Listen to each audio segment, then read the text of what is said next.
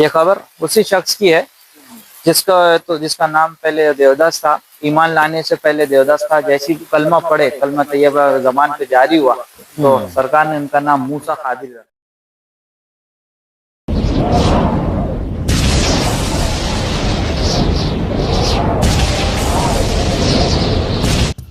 R series की पेशकश हजरत शाह मर्दाउद्दीन औलिया की दरगाह। ये दरगाह आती है दौलताबाद अब्जी मंडी के पास में, पर इस दरगाह पे जाने का रास्ता बहुत ज्यादा डेंजर है और बहुत खस्ता हाल है। आप देख सकते हो मोमिन आरिफ साहब का रास्ता ये, और यहाँ पर 3 से 4 दरगाह आपको नजर आएगी। आपको पहली दरगाह मोमिन आरिफ साहब के सीधे रास्ते पे जाएगी आपको, और लेफ्ट मारेंगे आपको तो माँ साहबा की मजार मिलेगी यहाँ पर, और इसी जगह पर इनकी दरगाह मौजूद है। यहाँ पे मर्दाउद्दीन औलिया की दरगाह इन्हें कहा जाती है। यहाँ से आपको टर्न मारना है आते हुए लेफ्ट साइड में। देखिए लेफ्ट साइड में बोर्ड लगाया गया है दरगाह शरीफ पे जाने का, और जैसे ही आप आगे पहुंचेंगे यहाँ पे तो रोड आपको बहुत ज्यादा खस्ता हाल मिलेगा। चलो देखते हैं किस तरीके से रास्ता मिलेगा।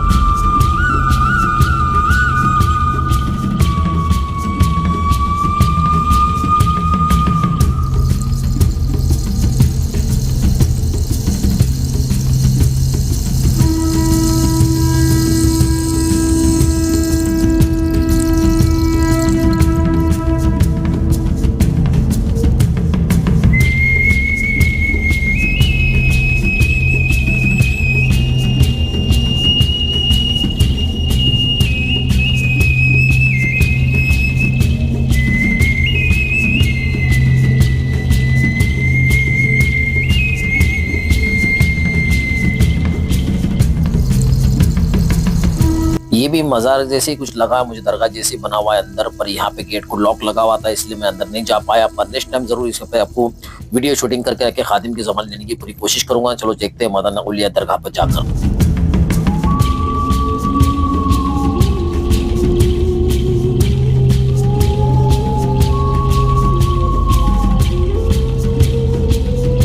आगे जाकर जैसे मैं टर्न लेने की कोशिश की, यहाँ पे 2 रास्ते मिले मुझे, पर यहाँ पे जैसे मैं राइट लूंगा तो ये देख सकते हो यहाँ पर ये टुकड़ों की मस्जिद बोल के यहाँ पे मस्जिद है यहाँ पर, और इसी से सीधा आपको जाना है जहाँ पे मर्दाना औलिया की दरगाह आपको नजर आएगी आगे जाकर।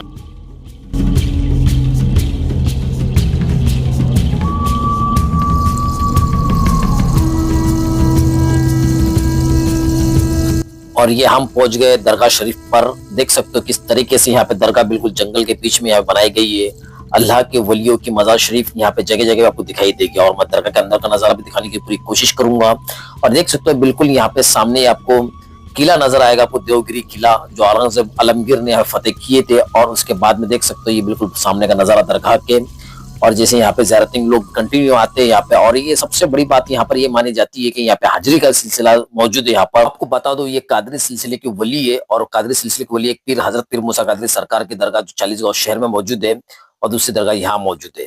और यहाँ पर भी बहुत सारी करामत बताई जाती है। यहाँ पे लींबू काटा जाता है, दरगाह पर चादर चढ़ाई जाती है, और हाजिरी यहाँ पे कंटिन्यू होती रहती है यहाँ पर। और बारात में रुकने का कोई इंतजाम यहाँ पर मौजूद नहीं है, इसीलिए यहाँ पे साफ सफाई आपको बहुत ज्यादा नजर आएगी। आपको जिस तरीके से मोमिन आरिफ साहब पे साफ सफाई नजर आती है उससे कई गुना ज्यादा यहाँ पे साफ सफाई नजर आएंगी, क्योंकि यहाँ पर ज़ियारत करने के लिए वही लोग आते हैं जिसको सरकार यहाँ बुलाने की इजाजत दी जाती है। यहाँ पे हमको खादिम साहब भी मिले, उनकी फूल की शिरनी की दुकान है यहाँ पर देख सकते हो। यहीं से आपको तबरुक लेना और यही आपको ज़ियारत भी करनी, और यही आपको ज़ियारत भी कराएंगी पूरी तरह से। आइए उनकी ज़बानी सुनने की पूरी कोशिश करते हैं। अस्सलाम वालेकुम। जी वालेकुम सलाम। अच्छा, सबसे पहले आपका नाम जानना चाहता हूँ। जी मेरा नाम शेख आरिफ सलीमुद्दीन शेख है। अच्छा, आप यहाँ के खादिम हैं? जी हम यहाँ के खादिम हैं काफी अरसे से। सरकार का पूरा नाम और सरकार की सबसे बड़ी करामत क्या है? इनका नाम जो है हजरत है तो हजरत मर्दानुद्दीन औलिया रहमतुल्लाह अलैह कादरी। कादरी सिलसिले से? कादरी सिलसिले से आप रखते हैं। ये हजरत गौसे आजम दस्तगीर रहमतुल्लाह अलैह के खलीफा में से एक खलीफा है। आप बताए जाते हैं कि दुव्वल खलीफा में से एक है। आप दुव्वल खलीफा में से एक है। आप काफी रूहानी ताकत भी मिलती है यहाँ पे, रूहानी वजूद में भी आता है। और यहाँ पे जो है तो रूहानी तौर पे इलाज भी लोगों के यहाँ पे फैज जारी करते हैं। यहाँ पे बुजुर्गान दीन का मामला बहुत बड़ा है, क्योंकि कादरी सिलसिला है इसलिए यहाँ पे सब जलाली मामला होता है। आप जैसे देख सकते हैं हम नज़ारा यहाँ का कि यहाँ पे लोग की आवाज़ भी कम है, यहाँ आवाज़ नहीं है ज़्यादा, बच्चे का खेलना कूदना नहीं जैसे कि दूसरी बारगाह में होते हैं एतराफ में जहाँ पे लोग बस बातें होती है, वैसा कुछ भी नहीं। यहाँ पे सब अकीदतमंद है, ये जितने भी लोग हैं सब अपने अकीदतमंद लोग आए थे यहाँ पे। और यहाँ पे माशाल्लाह काफी सुकून याफ्ता है, काफी शिफा कामिला भी लोग होके जाते हैं यहाँ से। बहुत सारी दरगाह में देखा है, जैसे सरकार सलील सरकार दरगाह है, हजरत पीर मूसा का दे सईद मेरा दातार है, वहाँ पे काफी ज्यादा ट्रैफिक होती है और हाजिर वाले सिलसिला ज्यादा चलता है, पर इस दरगाह के बारे में बहुत कम लोग जानते हैं। इसका क्या कारण है कि पब्लिक कभी तक 1400 साल के लगभग 1400 पालकी के साथ में आए हैं, पर ज़दर बख्तुल्ले की दरगाह सबसे फेमस हो चुकी है। हाँ। और परी के तालाब की दरगाह बहुत सारी पब्लिक आती है और मोमिन आलिम साहब की दरगाह पर आती है, पर इस दरगाह पे पब्लिक बहुत कम आती है। इसकी वजह क्या है कि ये सब रूहानी याफ्ता है। अच्छा ये यहाँ का जो मामला है ना, सब रूहानी याफ्ता है। आप देखेंगे कि मोमिनार साहब में पूरा झुंड का झुंड जमा होता है, नीचे भी होता है, वहाँ जमाली मामला है। अच्छा अच्छा, ये बुजुर्ग का जलाली मामला है। आप ऐसा बोले जाए कि जैसे कि जो छान के होता है ना, कि जो छन के से जो रेती से छान के सीधा समंदर तक एकदम बारीक रेती जो जमा होती है, तो वहां से कुछ लोग निकलते हैं घर के यहाँ पे आने के लिए, लेकिन यहाँ तक नहीं, वो सीधा अपने घर पे जाते हैं।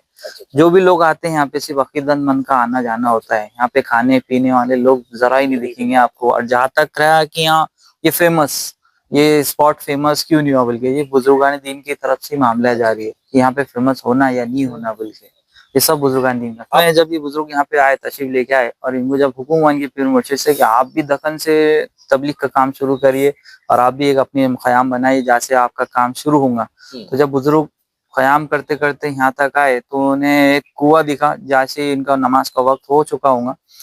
नमाज के वक्त के लिए उन्होंने वजू के लिए कुछ एहतमाम देखे कि यहाँ पे कुछ पानी वानी की कुछ मामला हो, दुरुस्त हो जाए तो अच्छा है। तो एक कुआं दिखा, कुएं के पास एक छोटी बच्ची जैसा कोई लड़की थी वहां पे। वो लड़की वहां पे तो पानी निकाली थी हफ्से से।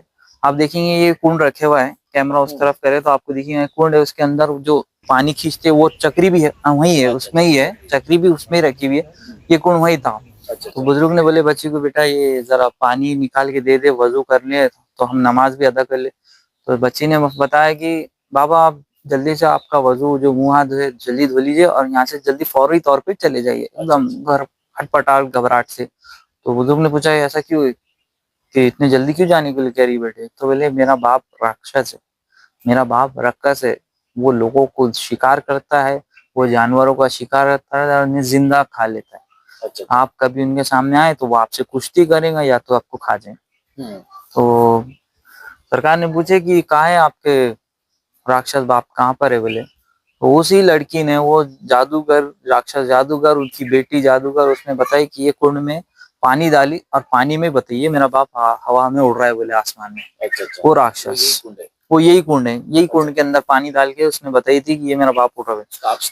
अक्स दिखाई दिया, आसमान में उड़ रहा था एकदम जलान। तो बुजुर्ग ने अपने खड़ा हो, जैसे देखेंगे आपने लकड़ी की चप्पल आती है, उसमें एक अंगूठी रहती है बस, वो खड़ा होकर हुक्म दिए कि इसे मारते मारते मेरे कदमों तले लेके आओ। बोले तो वो खड़ा हुआ, हवा में फरोख्त हुई और उसे मारते मारते सरकार के कदमों तले लेके आए। तो वो जो और जलाल, बुजुर्ग जलाल में आ गया कि तू कौन है और कहाँ से आया, मेरे ऊपर इतना तशहुद किस बात का, किस बात का घमंड से। तो कहने लगे सरकार कि तेरे पास अब भी वक्त है, तू अभी भी अपने अल्लाह की ईमान में, अपने अल्लाह की अमान में आ जा।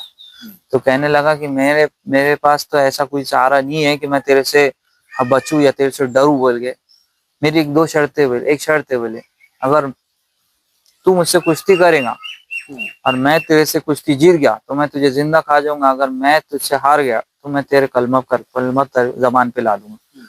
तो बुजुर्ग ने बोले वो शर्त उसकी कबूल किए, और वो शर्त कबूल होना क्या थी, वो लड़ना हाथ लगना क्या बहुत दूर की बात थी। सरकार ने खाली अपनी निगाहें नीचे करी तो वो यहाँ तक दफन हो गया। अच्छा, बस वही उसने फिर कलमा पढ़ना शुरू कर दिया, अशहदु अल्ला इलाहा इल्लल्लाह मुहम्मद रसूलुल्लाह। ये देख सकते हैं मज़ार, आप थोड़ा इधर नजर मारेंगे, ये जो कब्र है, ये कब्र ये उसी शख्स की है, ये कब्र उसी शख्स की है जिसका नाम पहले देवदास था। ईमान लाने से पहले देवदास था। जैसी कलमा पढ़े, कलमा तैयबा जबान पे जारी हुआ तो सरकार ने उनका नाम मूसा कादिर रखे, मूसा कादिर रखे। बस इसी खुशनुदी के साथ मूसा कादरी ने क्या करे कि अपने सरकार के नजर के अंदर के सरकार में आपकी कुछ ना कुछ तो उस वक्त में क्या हो सकता था खिदमत का, अशरफ ज़रात की तो उनके पास कोई कीमत नहीं थी, लेकिन सरकार की नजर में कुछ खिदमत करना चाह रहे थे। जैसी बताए खादिम साहब की ज़बानी आपको बताने की कोशिश की, पूरी करामत उन्होंने बताया मुझे किस तरीके से मज़ार शरीफ बनी और किस तरीके से यहाँ पे अल्लाह के वली यहाँ पे मौजूद, यहाँ पे जब आए थे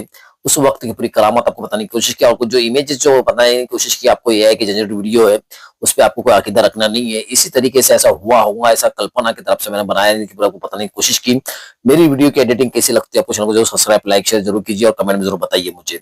खादिम साहब ने बहुत सारी बातें की, पर अचानक बारिश होने की वजह से मैंने आपको पूरी वीडियो नहीं बता पाया। वीडियो के अंदर आपको पूरी ज़ियारत कराऊंगा, आप देख सकते हो। इसी वीडियो के अंदर आपको ज़ियारत करने की पूरी कोशिश कर रहा हूँ। जैसे मैं एंट्री करूंगा मजार शरीफ के अंदर, और देख सकते हो माशाल्लाह यहाँ मजार शरीफ मौजूद है, यहाँ पर बिल्कुल आप ज़ियारत कर सकते हो। और इस तरीके से आपको पूरी दरगाह की, ऑल इंडिया की दरगाह की, जहां जहां मैं जाता हूँ वहां पर आपको पूरी वीडियो बनाकर खादिम की ही ज़बान में आपको बताने की कोशिश करता हूँ कि ज़ियारत किस तरीके से की जा सकती है। कायदा आपको देख सकते हो, अंदर का नज़ारा आपको दिखाने की कोशिश कर रहा हूँ। बहुत कम मज़ारें जो होती है इस तरीके से होती है, जहाँ पे शांत का माहौल होता है, और इस मज़ार पर बिल्कुल शांत का आपको एहसास होगा। तमाम तकलीफ से अगर आप आते हो यहाँ पर ज़ियारत करने के, सबसे मेरी उम्मीद इस बात से रहेगी कि आप शाम तक यहाँ रुकेंगे और इबादत करेंगे। 5 वक्त की नमाज अगर अदा करके जाते हो यहाँ से आपको, तो मेरा दावा है कि आपका पूरा मन यहाँ पे हल्का होकर निकलेंगे आप यहाँ से। इस तरीके से दरगाह यहाँ मौजूद है ये, और जंगल के बीच में। जैसे मोमिन आरिफ साहब के दरगाह पे जाने से राइट टर्न मारने के बाद में आपको ये मज़ार नजर आएगी। आपको अगर नहीं समझ में आ रहा है तो आपको कमेंट में मैं नंबर दे दूंगा कि खातिम का, आप उनसे जरूर कांटेक्ट कीजिए सकते हो। और बहुत सारी बातें यहाँ मज़ार शरीफ के अंदर मौजूद है जो आपको मैं बोलकर नहीं बता सकता हूँ, पर आप जाके यहाँ महसूस करेंगे, आपको समझ में आ जाएगा। इस तरीके से रूहानी ताकत यहाँ मौजूद है कि मैं आपको बयान नहीं कर सकता। अगर वीडियो अच्छी लगती है चैनल को सब्सक्राइब, लाइक, शेयर जरूर कीजिए। खुदा हाफिज।